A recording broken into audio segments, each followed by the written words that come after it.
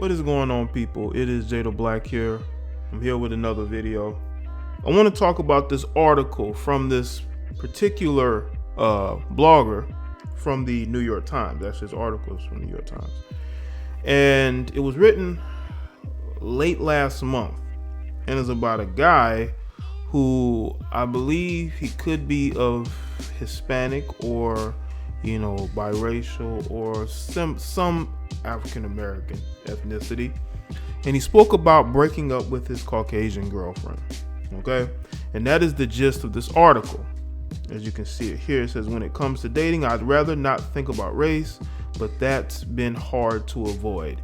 You know how a lot of brothers have had it difficult when it comes to dating, when they have dated outside of their race, because they get shamed a lot, And I'm not saying that there aren't brothers who concentrate on what, like females are doing, because there are. I've seen brothers on this very platform put way too much energy into who these women are dating. And what's funny is that those guys will criticize other dudes who aren't going as hard on these women as they are. But that doesn't solve anything. On neither side, men shaming women who date out and women shaming men who date out. It's a waste of energy. People are gonna date who they're gonna date. You're not gonna be able to control who people date. I wish y'all would understand this. I wish y'all would understand you're not gonna be able to shame people, whether it be male or female, in who they're dating. Some of you need to live your own lives and stop trying to control other people and what they do in their personal life. Now, the article is written by Christopher Reeves, so I believe he's speaking in first person. Okay, let me just get to it. I think I broke up with my last girlfriend because she's white. Actually, no, I actually broke up with her because she's white. First, some history. When I was a child, watching my pops get ready to go out was something to behold. He would spend hours preparing his mask every morning for whatever crowd, person, or community he faced. A fresh shave, followed by a ton of cologne. He's Dominican, and it's important to him that people know he's coming and know he's there. And then blow drying his hair to get that perfect coif. Even years later, my pop still took longer to get ready than my mother and sister combined. Sheesh. Delicately taking a black Sharpie to any stray grays that might pop up in his goatee. I'd ask him why. What's it all for? My pops would explain that as a young man in the Dominican Republic, you had to work so hard perfecting yourself, preparing your mask, so that when a young European or American woman came through, she might choose you. Wow. I didn't even know that this went on in the Dominican Republic. If any Dominicans or anybody from the Caribbeans, if you've been around this, you have people in your family who would do this, you can let me know in the comment section. All right. Let's see. As he would put it, might take you home with her like that was your only way out. Later, he made his way to NYC, where he met my mother, who was Colombian. He was married now and no longer had to be chosen. But habits ingrained in adolescence can be hard to break. So early on, I learned how important it was to be chosen, selected by whom became and remains my dilemma. Let me just say this. I know that in society in general, when it comes to courting, when it comes to trying to date somebody, for the most part, women do the choosing when it comes to relations. Like if you're a dude and you want to have relations with a female and you're approaching her on that, it's up to her to choose that. But when it comes to a relationship or marriage, it's all up to the guy. This is why women will put out early. You got women who will put out extremely early, or you got women who won't put anything out until there's a solid relationship in place. Like a lot of women who say that they're going to withhold until they get into a relationship, but usually women who used to put out a lot and nothing would happen. You know, they're not confident in themselves to secure the guy that they want, so they stop putting out. But they used to put out a lot. Trust me. You know, women meet for the men that women don't choose. They meet just as many men they would choose, and those are the men that they were, you know, sleeping with, and nothing happened, no relationship, nothing. So what they stopped doing is stop putting out.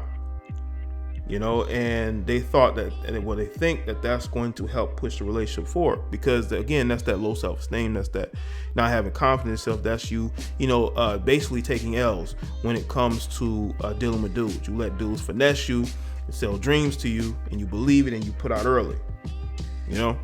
But when it comes to men, there are men out there who are always seemingly in a position of seeking to be chose regardless, you know, even for relationships, because there are dudes who want to be in relationships with chicks. That chick will hold him at a distance because she don't want to be in a relationship with him. She wants to play the field. She wants to look at all her options. You know what I'm saying? It's been a year since I broke up with my girlfriend, and I haven't told her the real reason. I talked around it, mumbling about how I was trying to figure out who I was or whatever. She didn't understand. I'm not sure I do either. There was nothing wrong with her at all. I don't really know what my tipping point was. It just kind of happened. At 30, I woke up one day, took a deep breath, looked at her, and thought, I don't think I can date white women anymore. You see, this is all part of that woke society that we're in. You know, this guy, he's trying to get woke. He's getting shamed in his community because of the women who curved him, didn't want him. Now, I will say this, though. Telling the backstory about his father lets me believe that he himself had a bit of a fetish for white girls. You know, he probably dated them a lot. He would choose them a lot. Okay. Not saying that there aren't guys who have, because there are guys out there that love them some non-black women. They're on this platform, and I don't agree with that. I don't agree with putting another race or woman above your own. That's stupid to me. I've never understood that. I've never understood black men talking about go get you a non-black woman, go overseas to do what? Those women are just as westernized as the women here. Have you seen the women from Africa, West Africa on social media? Have you seen some of the women from South America, the UK, Europe, Asia? Wherever you go, you're going to have the same mindset. Maybe not in abundance here, but it's a shame that we've seen these brothers put these non-sisters on pedestals. I have never understood that. I would never do that. I want to put good women in a position to be seen by all. Women who are worth, you know, dating and being in relationships with. And if it's your prerogative, marrying, if that's what you want to do, you know? But I've never understood putting somebody who ain't from your community, who don't look like you, on a pedestal. That is the weirdest thing. Listen, if you do that, you're a weirdo. Whether you're male or female. If you put anybody who is not of your grouping on a pedestal, you are a weirdo. Okay? And I don't want to be anywhere near you. I don't want, you know, anybody to think that I support what you're doing, because I don't. And any women who see other women doing that should say the same thing. Let's see. Maybe I wouldn't have broken up with her if it hadn't been for all the judgment coming my way. Over the years, I have dated brown women and black women, but mostly white women. I hadn't thought about why that was. But when some brown and black people in my community started giving me a hard time about dating white women, I sensed they'd be happier if I stopped. See, that is the problem. And you know what's telling? You have a guy who is of Latin origins, right? He talked about how he dated brown women and black women, and he still ended up dating this white woman, which means that he wasn't getting something from those groups. And what's funny is that some of the females I've seen, the biggest egos have been Black and Hispanic women.